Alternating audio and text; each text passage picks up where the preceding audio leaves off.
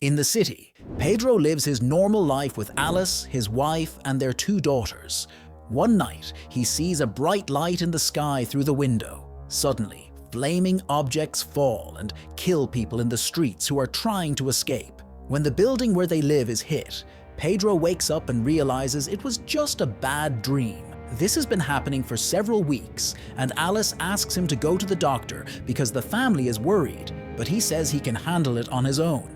Alice gets upset and says that he wakes her up every time he has a nightmare, so she isn't sleeping well either. The next day, Pedro promises his daughter Lucia that he will leave work early so they can go out as a family. He also agrees to throw a party tomorrow to celebrate Alice's new position, which surprises her because they haven't seen friends in a long time.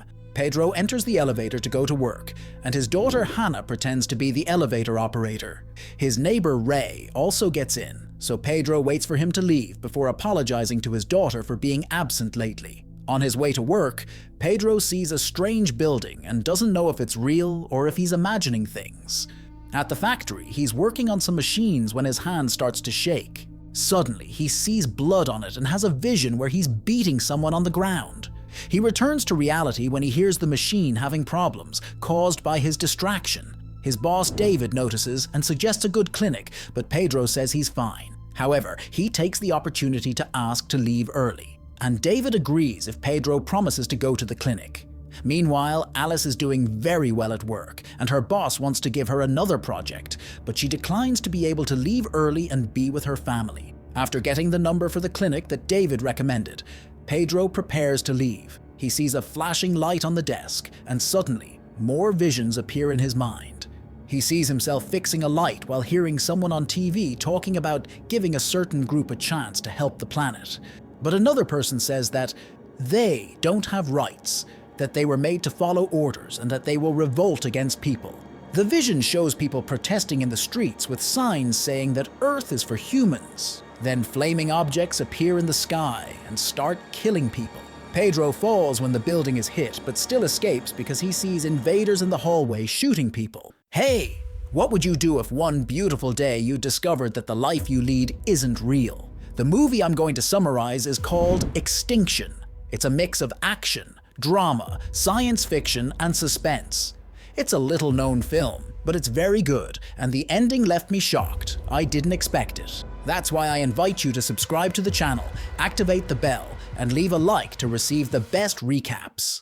When Pedro finds Alice hiding, he wakes up and finds himself on the factory floor. To his surprise, he must have been unconscious for a good while because he's late to meet his family. As he runs outside, he sees a light in the sky and asks other people about it, but no one else can see it.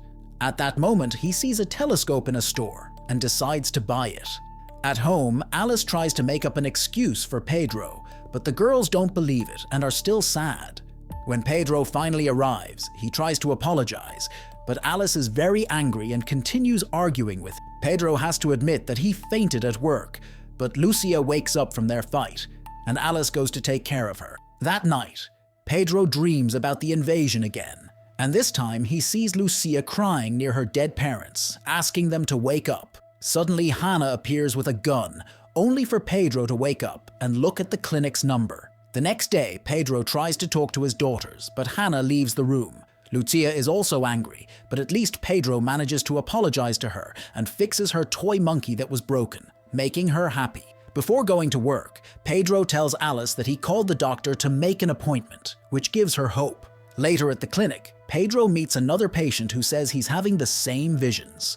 The guy thinks something big is going to happen and that the people at the clinic erase their thoughts to prevent everyone from panicking.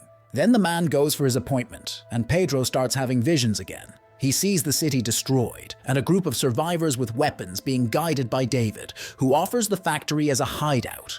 Starting to understand the other patient, Pedro decides to leave the clinic without seeing the doctor. When he gets home, he tells Alice that he thinks his visions are warning about a disaster that's going to happen and that he didn't go to the doctor, leaving Alice very disappointed. That night is Alice's party, but instead of talking to people, Pedro stays on the balcony with his telescope, waiting for the worst to happen. When the party is ending, Ray comes to tell Pedro that he should pay more attention to his family. Suddenly, they hear thunder sounds, and the sky is illuminated with bright objects falling. To Pedro's shock, Ray can see this too. As Alice and Ray's wife join them, a drone flies and hits a building, causing a huge explosion that sends shockwaves through the city, destroying everything. Pedro's group is thrown against the window and falls inside the apartment. They get up quickly and look outside to see that they are being attacked, just like in Pedro's visions. Very afraid, they run back inside and start looking for their daughters. Lucia is hiding under the table, but Hannah went out with Ray's daughter to play in their apartment. Pedro runs out of the apartment to find her and sees many people running in fear while they continue to hear explosions outside. When Pedro enters Ray's apartment, he is shocked to see a strange ship at the window that makes him remember his visions, so he stands frozen, unable to move. The ship is about to fire, but luckily Ray pulls Pedro away just in time. They run to hide in another room, and after the ship leaves, Ray says he didn't find the girls in his apartment. So the men run to the elevator and work together to force it open, only to find a body inside. When they open the other one, they see it's on the floor below, so they carefully go down and open the door to finally find their daughters. While the two help the girls get out, the power in the building goes out. In the apartment, Alice and Lucia are hugging each other, hiding under the table while the ship passes with its lights searching for them. Luckily, the two aren't found. On the stairs, Pedro stops to look behind the door and sees that an invader soldier is now in the corridors. They run upstairs right away, and each family returns to their own apartment, agreeing to meet at Pedro's apartment.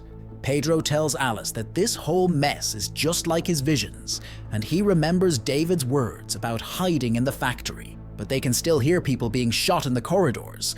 So for now, they put some furniture in front of the door and make the girls hide in the bedroom closet until it's safe to leave. Suddenly, someone starts banging on the door, seeing that it's not Clay and his family. So Pedro and Alice use all the strength they have to keep it closed. At the same time, Lucia realizes she lost her monkey and goes to look for it under the table. At that moment, the soldier in the corridor shoots at the door, but luckily the couple ducks just in time. The soldier starts making holes in the wall, forcing the couple to run to the bedroom to hide, and everything gets worse when they see that Lucia is missing. When the soldier enters, he hears the sound of Lucia's toy and approaches, only to look at her as if surprised at what he sees.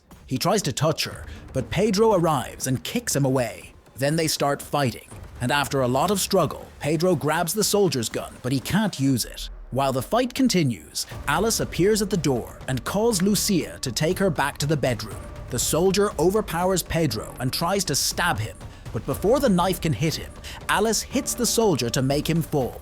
Then she starts hitting him and knocks him out, only stopping when Lucia calls her.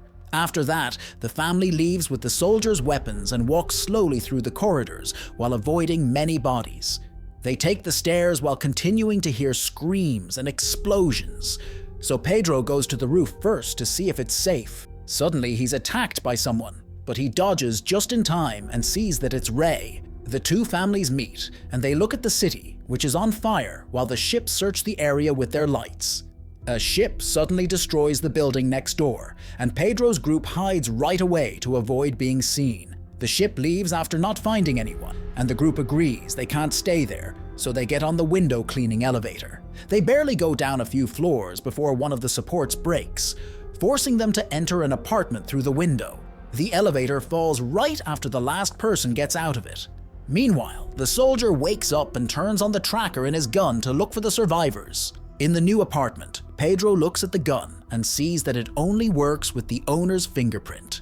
The group discusses what to do, and Pedro talks again about the factory, saying it was built like a fortress. But there are still soldiers in the streets, so Alice tells them about a tunnel a few blocks away that could take them straight to the factory. At that moment, the invaders shoot at the apartment, and everyone falls to the ground because of the explosion. Alice runs to protect her girls, but Ray's daughter runs to look for her father, who has already died. Her mother grabs her before she can fall into a hole in the floor, and the ship appears again, firing. Pedro drags his family out of the apartment while hearing how Ray's wife and daughter are killed. In the corridor, Pedro's family sees two more soldiers and hides behind a wall. Pedro picks up some wires from the floor and uses them to tinker with the gun, making it work without needing a fingerprint. When the soldiers approach, Pedro manages to kill them quickly, one after the other. Then the family leaves the building, finding the streets full of debris and fire. They can see more soldiers taking people out of their homes to kill them and run to hide while the massacre continues. At that moment, a group of city people with guns shoots at the soldiers, starting a shootout that ends quickly when a ship kills them all from above. In the apartment building, the soldier from before finds his dead friends. He leaves right away and continues following the tracker on his gun. Back to the family, they run through dark places until they reach the tunnel.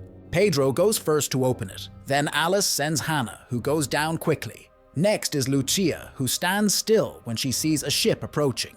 Alice jumps to grab her and starts running toward the tunnel while the ship fires. The family gets in just in time as the explosion hits the entrance and more debris falls.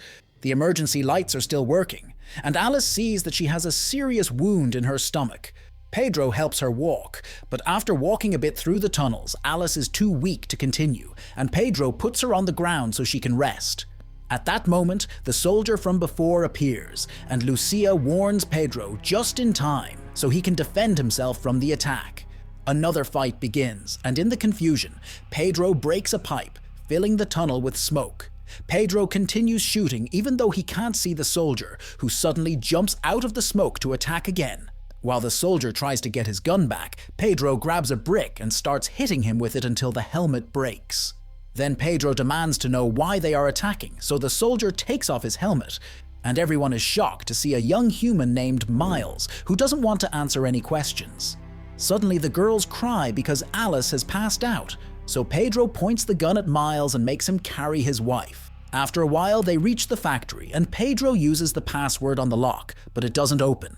Pedro starts banging on the door until it finally opens, and David appears with a group of guards. They put Alice on a stretcher right away, and the soldier is arrested. Inside, the doctor continues giving Alice electric shocks to find out what's wrong with her, making her entire body shake several times. Pedro goes crazy, but everyone holds him back, saying it's a normal way to find out what's wrong with her. When Pedro says it seems like David was ready for this, David explains that they had been expecting the invasion for many years. While the ceiling shakes because of the invaders' attack, David orders his men to kill Miles. The doctor says there's nothing he can do for Alice, so Miles suddenly shouts that he can help. At first, Pedro thinks the guy is lying to avoid being killed, but he looks at his dying wife and is desperate enough to let him try. The shelter continues to shake, and David announces that everyone needs to leave, saying there's transport in a tunnel below. Pedro tells his daughters to go with David while he helps their mother. Later, Pedro and Miles take Alice to another room, and Miles starts cutting Alice without any care, which makes Pedro angry again.